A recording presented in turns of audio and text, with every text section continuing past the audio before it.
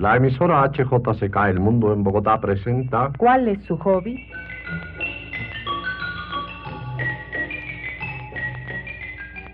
Un programa que se puede escuchar los días lunes a las 8:30 de la noche.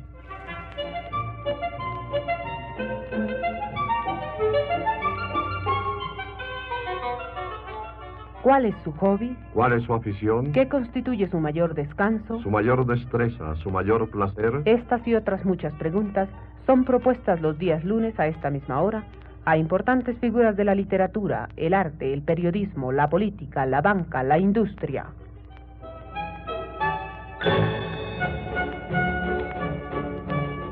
¿Cuál es su hobby? Un programa nuevo y distinto que revela el aspecto más humano y menos conocido de los personajes más destacados del país. Arturo Camacho Ramírez, organizador de estos programas, dialoga hoy acerca de sus hobbies con el prestigioso periodista colombiano Gabriel García Márquez. Dice Camacho Ramírez: Esta noche, amables radioyentes de este programa, vamos a pasearnos en el país de la onda larga por un hobby de magia y poesía, con la imaginación conducida por la mano experta en sortilegios y otros devaneos de Gabriel García Márquez, Gabito para sus íntimos. García Márquez nació en Aracataca y desde entonces ha vivido en olor de literatura y de sonrisa. Porque Gabito, a quien ya conocen y admiran suficientemente los lectores del Espectador, es un excelente escritor literario, además de sorprendente periodista y hombre de humor en todos los instantes de su vida. Ganador del primer concurso nacional de cuento patrocinado por la Asociación de Escritores y Artistas de Colombia, con premio cedido generosamente por el socio Luis Guillermo Echeverry, demuestra en sus cuentos toda su originalidad y maestría literaria. Pero García Márquez es además un gran novelista, posiblemente la máxima esperanza del género en Colombia, donde tan descaecido se encuentra. Su novela La hojarasca, próxima a aparecer muy seguramente en las ediciones SLB e impresa en Buenos Aires, la cual tiene por escenario la zona bananera, constituirá uno de los acontecimientos literarios del año. Salgamos pues con él, o mejor, entremos en García Márquez, a escudriñarle la conciencia y a asolearle sus hobbies, los cuales me han asegurado, y se lo creo, por el conocimiento que de él tengo, son rigurosamente auténticos, sin mixtificación ni trampa.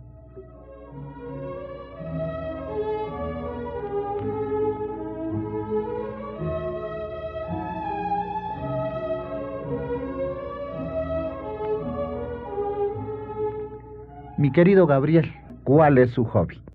Mi hobby es la superstición. ¿En qué sentido? No en el sentido corriente de evitar el paso por debajo de una escalera, temerle a un gato negro o al viernes 13. Entonces, ¿en cuál?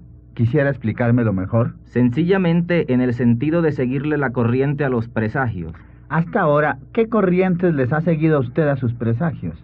Las pesadillas, las camisas a cuadros y al más hermoso de todos los presagios, el tren amarillo. Magnífico. ¿Y qué puede decirnos, Gabo, de las pesadillas? Desde cuando experimenté mi primera pesadilla a los 5 años, hasta cuando experimenté la última hace 3, tuve casi todas las noches la oportunidad de comprobar que la pesadilla es mucho más fiera de como la pintan. Pero, según eso, ¿la pesadilla no es un sueño terrorífico? Depende.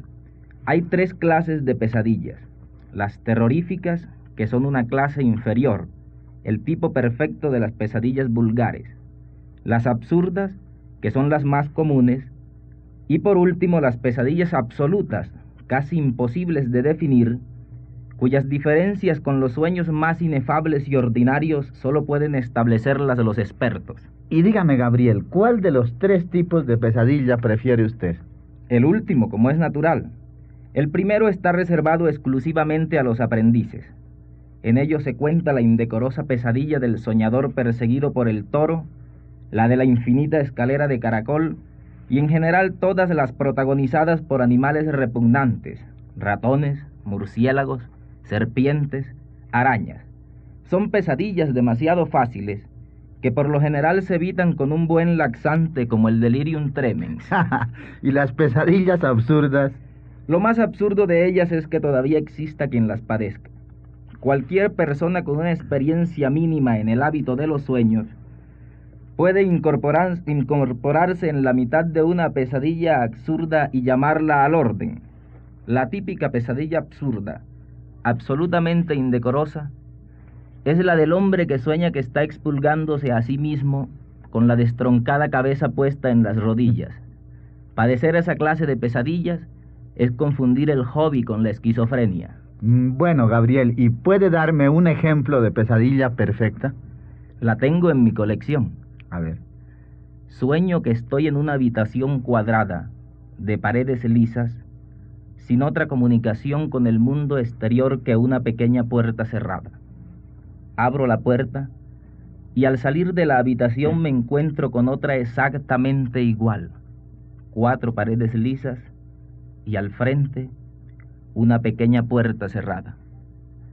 Intrigado, abro esa segunda puerta y me encuentro en una tercera habitación exactamente igual a la anterior, y luego en una cuarta, y en una quinta, y en una sexta. ¿Cree usted que la galería no tenía fin?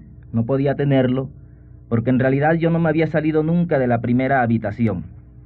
Lo que realmente ocurría era que yo estaba saliendo indefinidamente de una habitación para entrar indefinidamente en ella misma. Es mi pesadilla perfecta. Muy buena en realidad. ¿Y tiene otra pesadilla interesante? Tengo otra, no perfecta como la anterior, pero sí más poética. Ajá, veamos. Estoy sentado en la misma habitación en que duermo y veo frente a mí, tranquilamente sentada, una mujer que ha muerto hace mucho tiempo.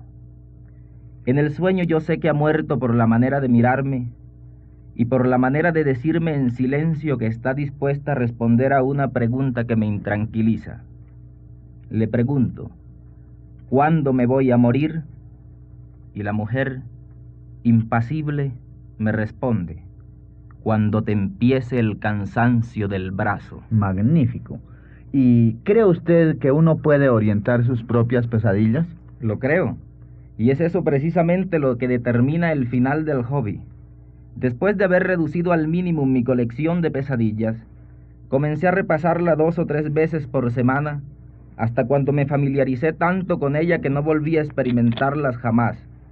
Fue algo lamentable, pues en los últimos años estuve a punto de realizar el más grande experimento que pueda lograr un practicante de la pesadilla como hobby. ¿Cuál es ese experimento? Prácticamente es una aplicación del sueño de las habitaciones iguales. Óigalo. Ajá. Estando aún despierto, le doy una sola vuelta a la cuerda del despertador. Luego me duermo y sueño que estoy soñando, que estoy soñando, que estoy soñando. O más claramente, que estoy en un quinto sueño que está metido dentro de un cuarto sueño, y este dentro de un tercero, y este dentro de un segundo inmediatamente anterior a la realidad. Si usted se encontrara en esas circunstancias, ¿qué haría cuando sonara el despertador? Pues muy sencillo. Despertaría del quinto sueño al cuarto sueño, del cuarto al tercero, del tercero al segundo. Exacto. Pero al llegar al tercer sueño, deja de sonar el despertador. Y al despertar a la realidad, usted no puede saber si es esa la realidad porque ya el despertador no está sonando. Tratando de identificar la realidad, usted seguirá despertando hacia atrás, de la realidad al sueño, de un sueño a otro, hasta cuando se convenza de que se ha pasado de largo por la realidad. El juego consiste en perderse en una infinita galería de sueños iguales a la realidad, hasta cuando no se sepa cómo despertar dentro de esa confusión de sueños iguales. Es un juego ideal que puede prolongarse hasta la muerte. Y dígame, por no haber podido realizar ese experimento, ¿abandonó usted el hobby de las pesadillas? No exactamente, pues no es uno quien abandona las pesadillas, sino las pesadillas las que lo abandonan a uno. Al abandonar el hobby de las pesadillas, me dediqué a seguir los presagios de las camisas a cuadros. ¿Y en qué consiste, mi querido Gabriel? En coleccionar camisas a cuadros, pero no de cualquier manera, sino con un sentido de superación. Se trata de comprar una camisa a cuadros notoriamente indiscreta, luego otra más indiscreta que la anterior, y así sucesivamente hasta llegar a la número 80. ¿Y por qué la número 80? Porque la camisa número 80 es la camisa del hombre feliz. Entonces, ¿usted ha sido el hombre feliz? No, porque al llegar a la camisa número 65 no pude seguir el presagio.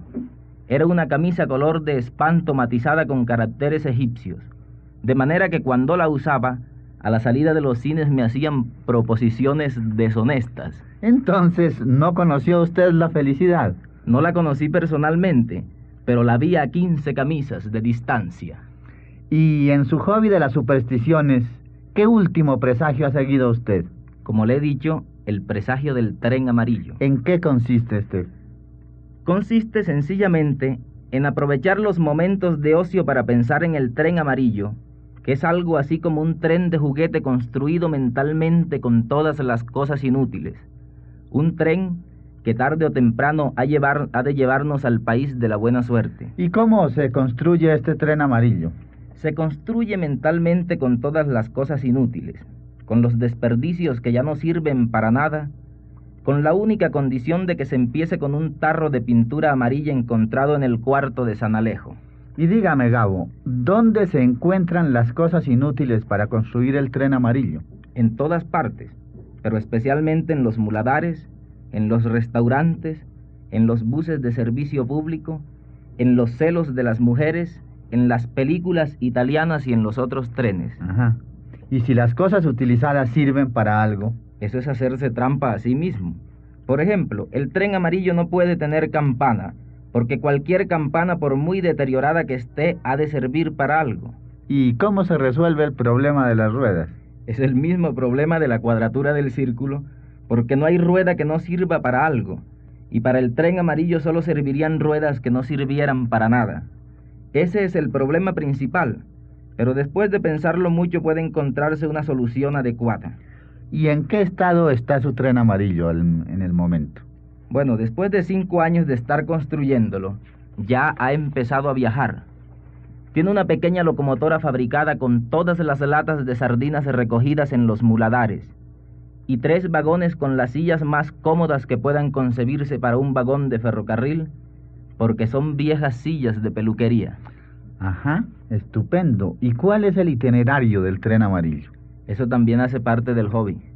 En el principio fue el tren amarillo, después vinieron los pueblos, porque sería absurdo que existiera un tren que no pasara por ninguna parte. Como el tren amarillo fue primero que los pueblos, estos se han ido formando a la orilla de la vía, a todo lo largo de ella, de manera que cualquier pasajero puede bajarse a las puertas de su casa. ¿Y las casas de esos pueblos? También las casas de esos pueblos deben estar fabricadas con cosas inútiles. ¿Cómo cuáles, mi querido Gabito? Con tablas de ataúdes y con las hojas de los tamales consumidos, por ejemplo. Ah, magnífico. ¿Y cuál es la finalidad del tren amarillo? De acuerdo con el presagio, si el tren amarillo se construye honradamente, tarde o temprano será el tren que nos conduzca al país de la buena suerte. Queda usted atentamente invitado, mi querido poeta. Gracias. ¿Pero qué llevaremos para el camino? Brandy fundador. Muy agradecido, Gabriel García Márquez. Es lástima regresar del tren amarillo sin apenas haberlo ocupado. Me voy a empezar a construir el mío propio.